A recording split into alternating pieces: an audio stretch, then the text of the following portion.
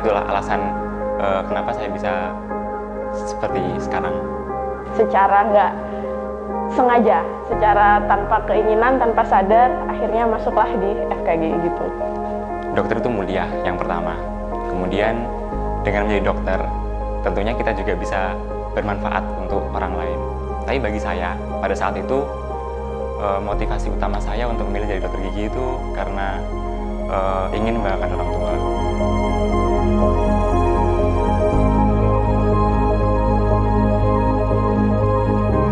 Ketemu teman baru yang udah dianggap kayak keluarga, soalnya kan nggak ada keluarga ya di sini. Jadi apa-apa tuh sama mereka, apa-apa tuh pasti deket, lebih deket sama temen gitu loh.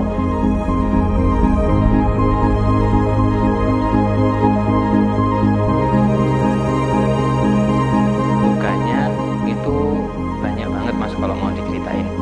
Kita dituntut untuk banyak tantangan, kita dituntut untuk memenuhi banyak sekali requirement. Biaya perawatan pasiennya itu mahal banget, sampai kadang dalam 1 bulan itu uangku jajan itu ya habis buat bayarin pasien. Sampai kadang kalau makan itu ya pokoknya pasiennya kebayar dulu, nanti makan pikir belakangan, kayak gitulah. Jauh dari keluarga, selama ini kan sekolah berangkat pagi, ketemu keluarga, makan,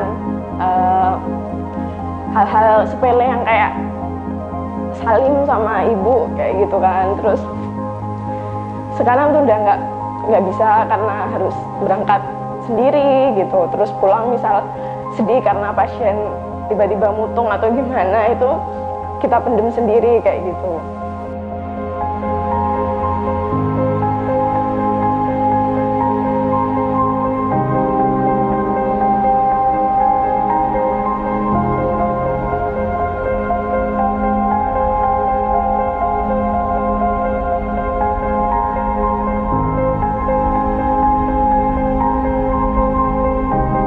Perawatan di FKG itu nggak sekali datang selesai pulang, kan nggak gitu Mas.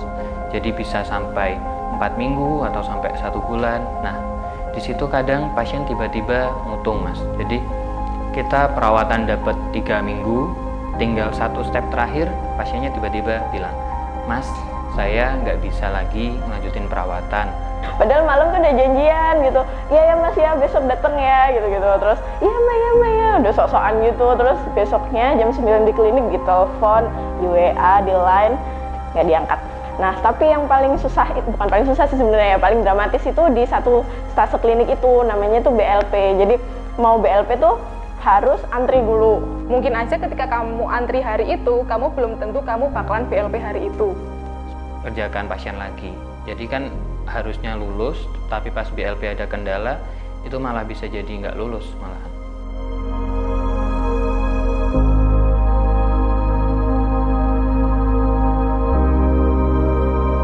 Persiapan ujian kita belajar bareng karena banyak-banyak soal yang harus dikerjakan. Mengeksplor juga sepengetahuanmu tuh kayak seberapa, sepengetahuan saya kayak seberapa kayak gitu. Terus kita mengerjakan soal kayak gitu. Kita itu satu mahasiswa itu satu komputer, kemudian nanti ada CCTV, jadi kita nggak boleh gerak noleh ke kanan ke kiri, itu nggak boleh. Diawasi dari pengawas nasional yang biasanya itu diambil dari universitas lain. Harus ngadep lurus ke komputer, nanti kita jawab, klik-klik, nanti sampai selesai berapa soal, nanti itu langsung dikirim ke pusat.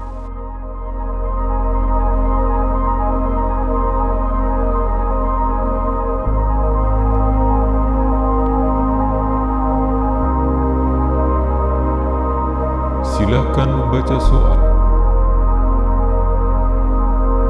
Tapi kalau usia itu kayak yang kamu sendiri yang menentukan kamu bakalan lulus atau enggak. Melakukan apa yang ada di skenario. Jadi perintahnya apa? Misalnya kita suruh melakukan tambal atau cabut atau lain sebagainya, itu semuanya diucapkan. Jadi harus benar-benar sesuai SOP.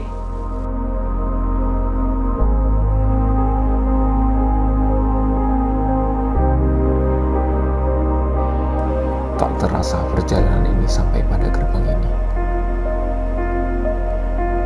Tapi kawan, masih banyak gerbang yang harus kita tuju.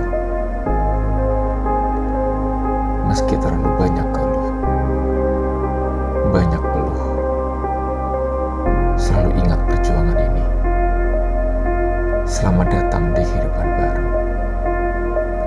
Selamat datang di harapan baru.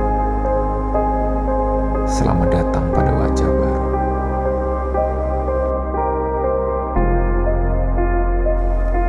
Terima kasih telah kuat. Terima kasih telah sabar.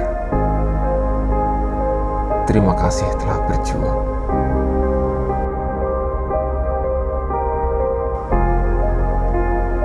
Beri pemaaf atas kesusahan, keluhan, masalah, serta kesedihan yang selalu hadir.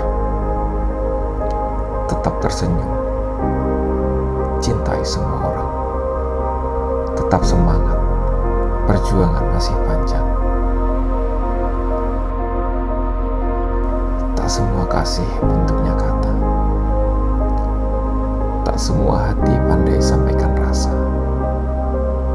Ayah,